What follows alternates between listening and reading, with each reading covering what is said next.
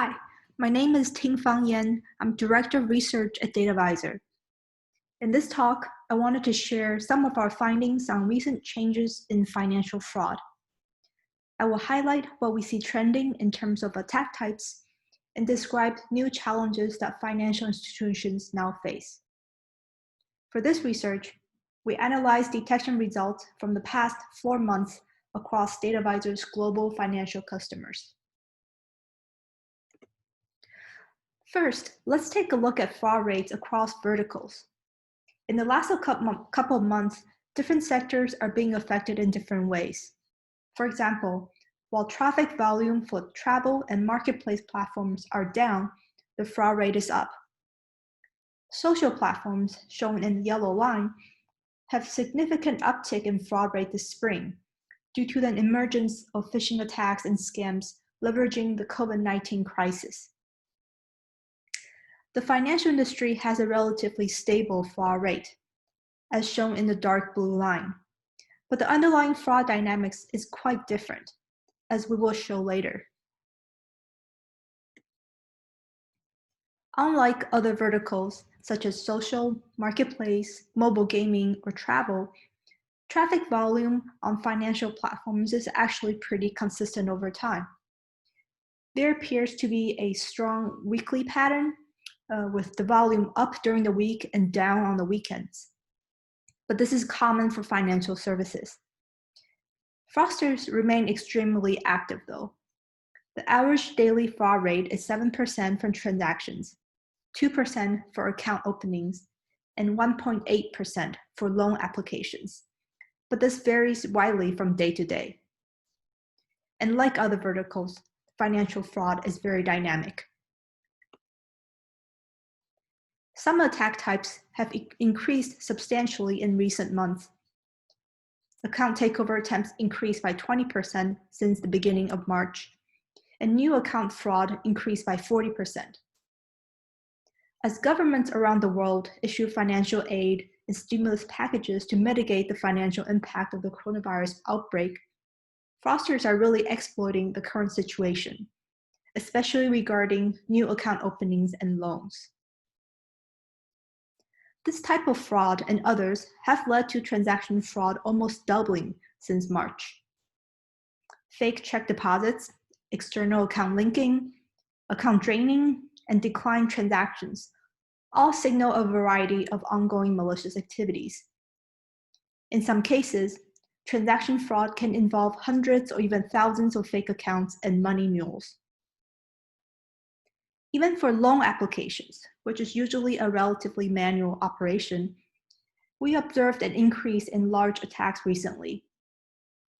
Large attacks that involve tens of applications make up 45% of all attacks. This is a 170% increase since January. These are really strong signals that there are real losses occurring right now because of the current situation that financial institutions should be aware of. To understand better the techniques used in financial attacks, particularly regarding how things have shifted over time, we analyzed results from DataVisor's detections from our global financial clients. As a proactive anti-fraud solution, DataVisor's unsupervised approach adapts to changing attack patterns automatically. Analyzing which features trigger detection by our unsupervised learning models also gives us a glimpse of recent attack trends. This heat map shows an example of how different attack patterns are changing over time, hitting up the different features used in our unsupervised models. The brighter the cell, the more attacks we detected in that type or using those techniques. Specifically for the financial industry, we noticed that fraudsters are not so naive anymore. Previously, we may see a lot of attacks using pretty obvious patterns, like launching a group of fake accounts all from the same device with the same profile information, same email address. Those kind of simple attacks are down to only around 20% of holiday levels. Instead, there is increasing use of spoofed or emulated device information to obfuscate coordinated fraudulent activities. On the left here, you can see the number of attacks that share the same device identifier or the same device type is going down. What this means is that the fraudsters are instead using some form of device farm or emulators to fake this information, so that each fake account appears to come from a different device, just like any other random group of users. On the other hand, we're also seeing a slight increase in attacks that manipulate content.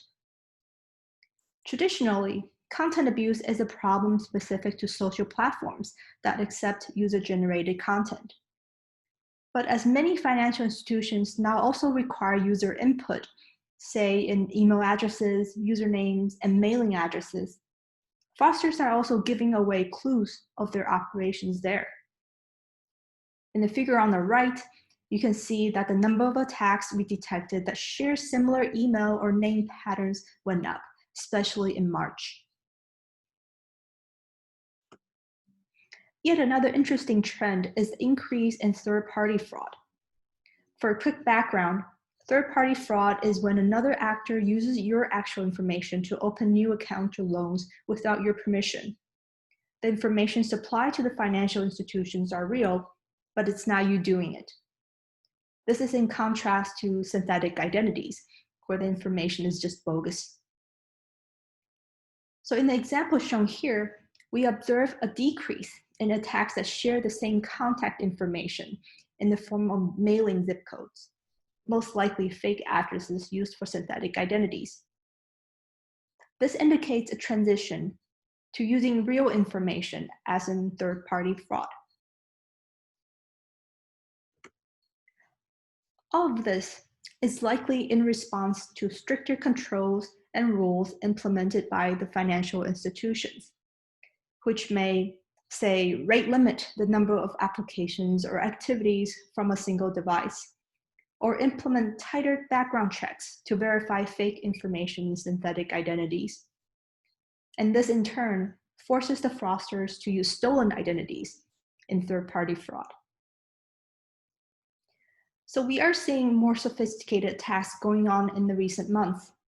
It's not just attack volumes increasing, but it's also obvious that fraudsters are taking steps to counter whatever new restrictions posed by financial institutions, and likely successfully avoiding them.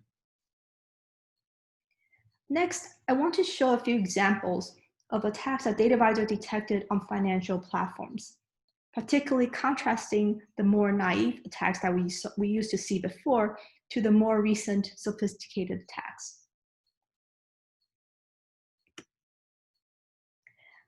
Here is an anonymized example of a real attack involving a group of fraudulent loan applications. In this table, each row corresponds to one loan application, and the columns are fields submitted as part of the application. The colors highlight cells where different applications have the same exact values. And we can see that this group shares many things in common, including their IP subnets, home address, driver's license number, and the device from which these applications were submitted online.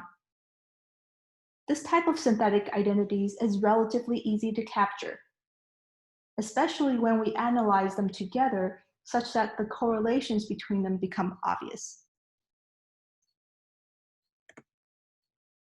Here is another anonymized example of a more recent attack. And this shows how fraudsters are actively changing up their techniques to bypass existing security measures, like manipulating the contact information on the application and switching device identifiers. In this group of fraudulent loan applications, the correlations between them are not as obvious. It turns out that there is a mix of real and fake information being submitted in a mix of synthetic identities and third-party fraud. The top 4 applications in this table are third-party fraud, where the applicant's information actually matches those found on his or her social and credit profiles. The rest of the applications, however, appear to be synthetic identities with bogus information. The name and the addresses do not match their social security number. All of these fraudulent applications have subtle relationships that is indicative of a coordinated attack. The synthetic identities share the same email address, mailing address, driver license numbers, and network location. And all of them, both the synthetic and the stolen identities, use the same devices to submit these loan applications online. This figure illustrates how multiple pieces of information are reused across the applications, even across synthetic and third-party fraud cases.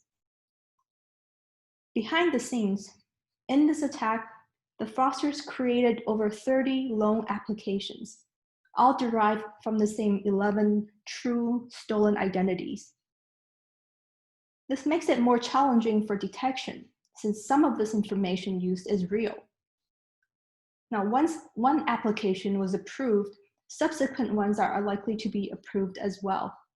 And in this way, the fraudsters caused massive loss to the financial institution.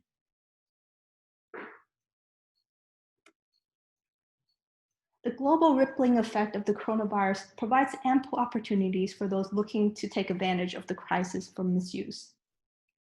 And in this talk, we describe recent changes to the financial fraud landscape.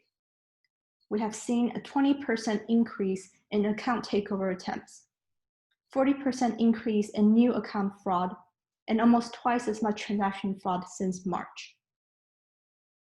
Attacks are increasing in scale and sophistication, indicating that fraudsters have developed efficient infrastructure and orchestration methods, likely facilitated by highly specialized vendors in underground marketplaces and evolving in response to advances in anti-fraud solutions, as well as stricter controls implemented by financial institutions. To combat these advanced fraud attacks, we need approaches that enable constant monitoring and comprehensive coverage. Advanced machine learning capabilities can surface correlated patterns and reveal otherwise hidden connections between accounts and actions. Unsupervised machine learning is an essential tool, as it's the ability to mine raw data to uncover patterns without the need for labels that make real-time threat detection possible. Unsupervised machine learning can additionally be used to identify incubating accounts and to contend with bot-driven volume increases that can stress the system and subvert an organization's ability to maintain services for good customers. For businesses looking to stay ahead of the curve and leverage unsupervised methods to fight fraud, please reach out at info@datavisor.com. Thank you for listening to this talk.